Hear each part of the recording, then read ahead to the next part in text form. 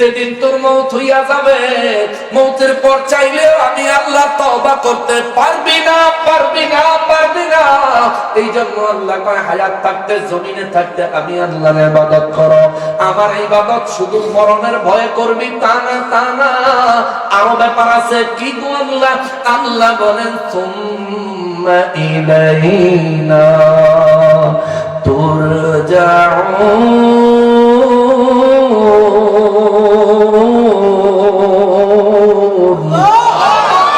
আল্লাহ বলেন শুধু মরবি তাই না, মৃত্যুর পরে সুম্মা, অতঃপর ইলাইনা, আমাদের কাছে তুরজাউন, তোমাকে প্রত্যাবর্তন করতেই হবে। জোরে বলেন আল্লাহু আকবার। মরার পরে আমরা যাব কার কাছে? আল্লাহর কাছে। জোরে বলেন কার কাছে? আল্লাহর কাছে। আল্লাহ কয়জন? একজন। কিন্তু আল্লাহ এতটা সুম্মা, অতঃপর ইলাইনা, আমাদের কাছে। আমাদের মানে কি এক না একের অধিক? একাধিক। আল্লাহ বলেন ইলাইনা, আমাদের কাছে। আলেম যারা আছেন, আলেম যারা আছেন তাদেরকে যদি বলেন এইখানে গ্রামাটিক্যাল কায়দায় আপনি অর্থটা বের করেন, অর্থ বের হবে ইলাইনা, আমাদের কাছে, আমাদের দিকে, আমাদের ওই কাছে। আল্লাহ আমাদের কেন বললেন? সাহাবায়ে কেরাম জানতে চাইলেন আল্লাহ আমাদের কেন বললেন।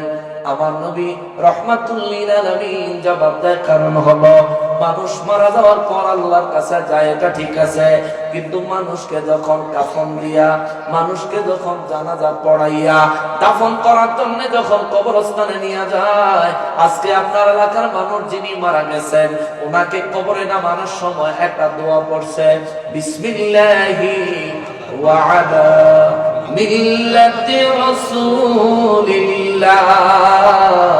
পড়ছেন না? ওয়ারসেট পড়ছেন, বিসমিল্লাহ কইয়া দিয়েছেন। প্রথমে বলছে বিসমিল্লাহি, ও আল্লাহ তোমার নামে, এরপরে বলছে ওয়া আলা মিল্লাতি রাসূলিল্লাহ, তোমার নামে এবং তোমার রাসূলের মিল্লাতের উপরে তোমার এই বান্দাকে আমরা কবরে রাখতেছি। সুবহানাল্লাহ। তাহলে আল্লাহ কয়জন? আল্লাহ এবং রাসূল। এই জন্যই তো আল্লাহ বলেন ইলাইনা তুরজাউন, আমাদের কাছেই ফিরে আসতে হবে। আরে আমারে তো কবরে রাখে আল্লাহর নামে, নবীর মিল্লাতের উপরে। কবরে আমার প্রশ্ন যখন আরম্ভ হবে, রে মার রাব্বুকা, আল্লাহর প্রশ্ন, ওয়া মা দীনুকা, আল্লাহর মনোনীত ধর্মের প্রশ্ন, ইসলাম আল্লাহর মনোনীত ধর্ম। সন্দেহ আছে? আমাদের দেশে একটা রাজনৈতিক দল কইছে ইসলাম কোন ধর্মের নাম না। বুঝছেন? আমি মনে মনে হিসাব করে চিন্তা করে ক্যালকুলেশন মিলে দেখলাম যে হ্যাঁ, উনি ঠিকই বলছেন। ইসলাম, ওনারা যে ইসলামী দল, এই ইসলামী দলের ধর্মের নাম না। আমরা যে ইসলামী, ইসলাম যে ইসলামকে আমরা ধর্ম মানি, আমরা যে ইসলামের অনুসারী, আমাদের ইসলাম বলে পূজার মণ্ডপে যাওয়া যাবে। আর হেরার যে ইসলামী দল, হেরার ইসলামী দলে কয় পূজার মণ্ডপে গেলে কোনো অসুবিধা যা খাইগা, জনমের খাওয়া খাইগা, বাপের নাম ডুবাইয়া সন্দেশ খাইগা, দিদি গো হাতের, ঠিক নিও। খবর পাইলাম হারা বেলা হানা গেছে ভোরের লাগে। এটা কি সত্যি? এদেশে কি হিন্দুরা বেশি না মুসলমান বেশি? এই ফাবান্দামা কত বড় ব্যাগ। মুসলমানে ভোট দিলে তো বাদশা নেতা হয়ে যায়। কথা কর না কামি। কিন্তু গেছে খুশি করতে গেছে ভারতে। কোন সময় ভারতালা বাম্বু দিয়ে দেয়, এই বাম্বুর ডরে ভারতের খুশি করতে গিয়ে মূর্তির সামনে খাড়া একায় রোজা আর পূজা একই মুদ্রার, এই পিঠ আর ওই পিঠ। চিন্তা করছে আল্লাহ ইবাদত পূজার লগে নিয়ে মিলে নিচ্ছে। নিশ্চিত এদের জন্মে গন্ডগোল আছে। এটা কি বেশি ঠিক? এটা বেশি ঠিক। এটা শুধু ঠিক না, এটা সাড়ে ঠিক। এটা শুধু ঠিক না, এটা ডবল ঠিক। এটা শুধু ঠিক না, এটা আড়াই ঠিক।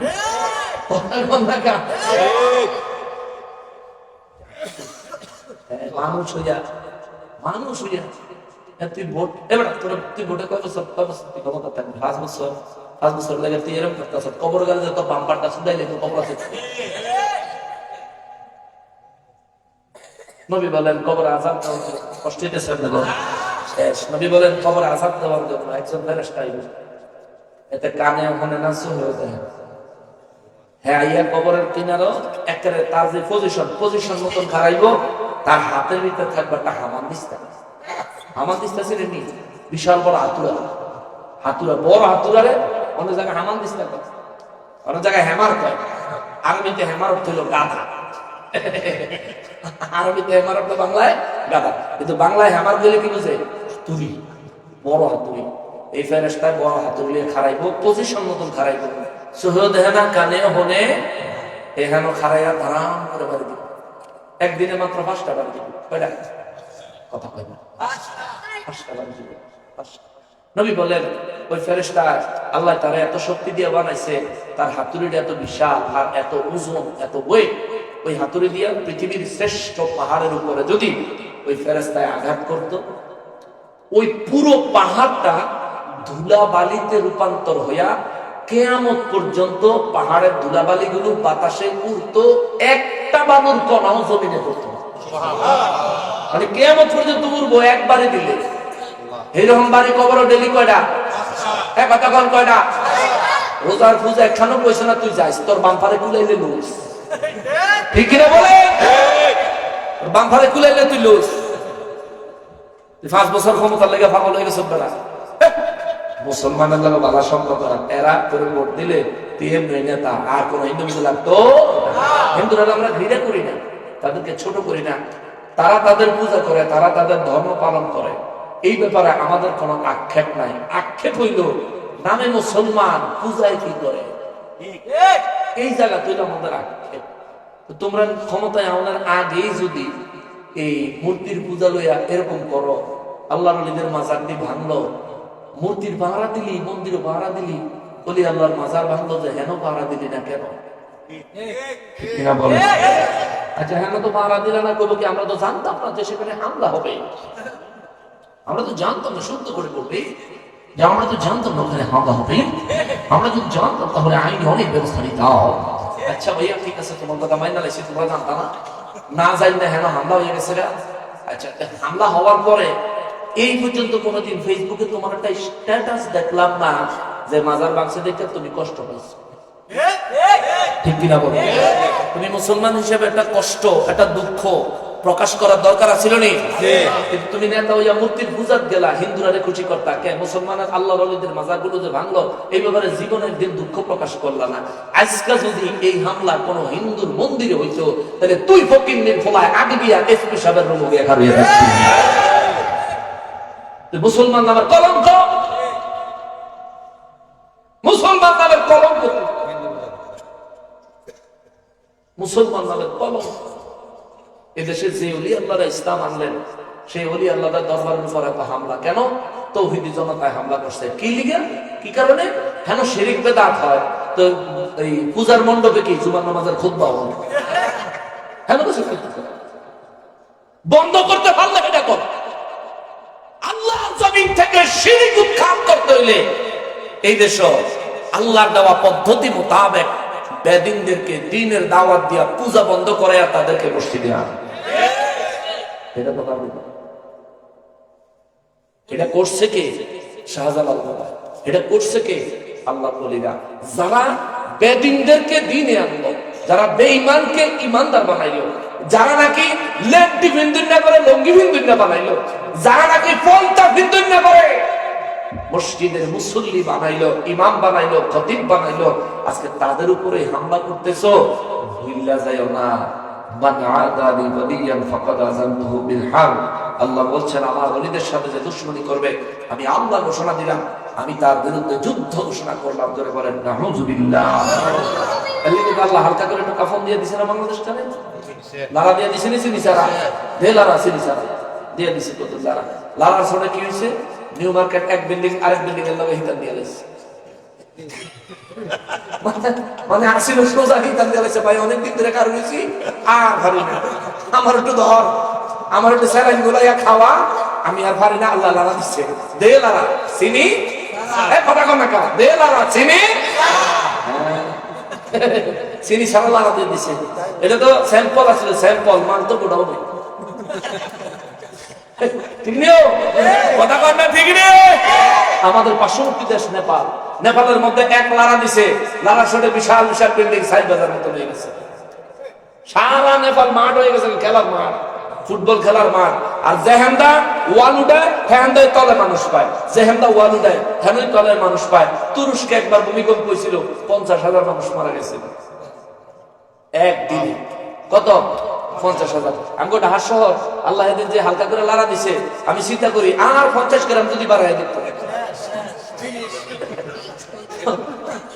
50 গ্রাম যদি বাড়াই দিত, বিল্ডিং ফেলে মানুষ মরণ লাগলো না, মানুষের মাথা লাগলো, মানুষের মাথা ধুয়া খেয়ে মরে গেল। যে পরিমাণ মানুষ ঢাকা শহর, সারা দেশ 18 কোটি, আর ঢাকা শহর হলো 4 কোটি, ঢাকা শহর হলো 4 কোটি। হায় হায়, আল্লাহ এখনো আমাদেরকে সতর্ক হওয়ার জন্য সিগন্যাল দিতেছেন। আল্লাহর ওলিদের দরবার সাজাইবেন, আল্লাহর ওলিদের দরবারের যত্ন নিবেন।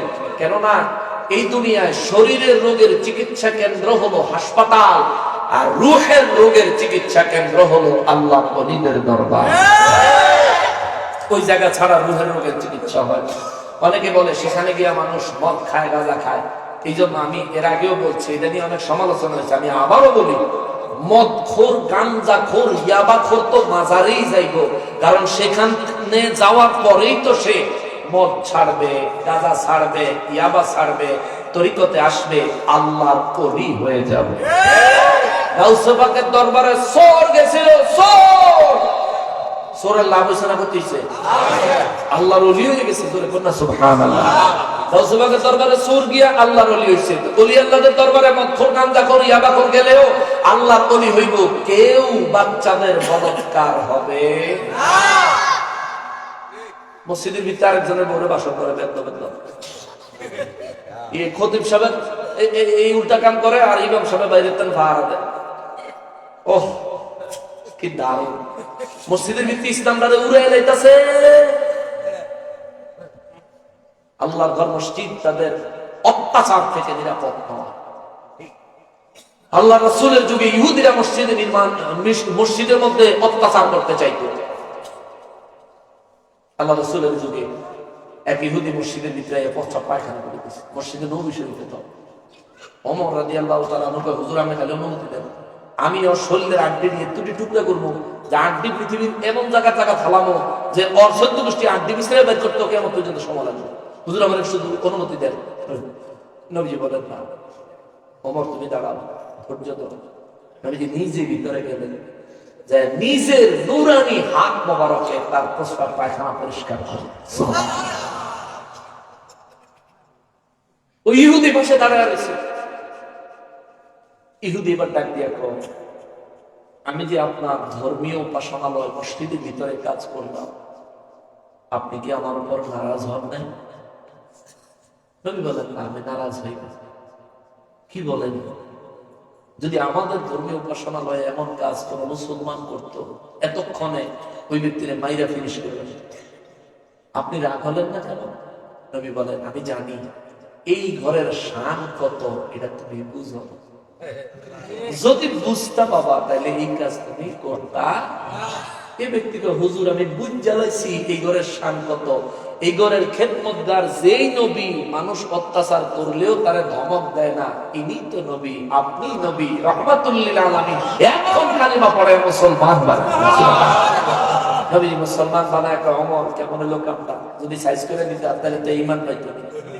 আমি তো তারে ধ্বংস করার জন্য আসি নাই ওমর, আমি এসেছি মানুষকে ধ্বংস থেকে রক্ষা করার জন্য। জোরে কন্যা সুবহানাল্লাহ। সুতরাং বাবা, আজকের আলোচনা কবর হাসর নিয়ে ছিল। আমরা মওতের উপরে, কবরের উপরে, হাসরের উপরে আমরা হালকা হালকা করে টাচ দিয়ে আলোচনা করেছি। আমার অনুরোধ হইল 5 ওয়াক্ত নামাজ পড়বেন। আমার অনুরোধ, কেউ মারা গেলে কবরটা যে করে, প্রত্যেকটা ব্যক্তি কবরটা গিয়ে দেখাইবে। কবরের পারে দাফন করার আগে কিছুক্ষণ দাঁড়ায় থাকবেন। আপনি চিন্তা করবেন যে আপনার জন্য এরকম একটা কবর অপেক্ষা করতেছে। একটু চিন্তা করেন, তাহলে দেখবেন আপনার চরিত্র থেকে অনেক গুনাহ পালায় যাবে। আপনি গুনাহ করার আগেই ভয় পাবেন, আরে কালকে না কবরটা দেখাইলাম, এরকম একটা কবর না আমার ঢুকন লাগবে, আমি যদি গুনাহ করি গুনাহ তো আমার লগে লগে কবরে ঢুকবো, আযাব হয়ে। সুতরাং গুনাহ করা যাবে না। আল্লাহ তাআলা আমাদেরকে সব ধরনের গুনাহ থেকে হেফাজত করেন, পড়ি আমিন। আল্লাহ তাআলা আমাদেরকে ঈমানের সহিত এবং আমলের সহিত জিন্দেগি যাপন করার তৌফিক দেন, পড়ি আমিন।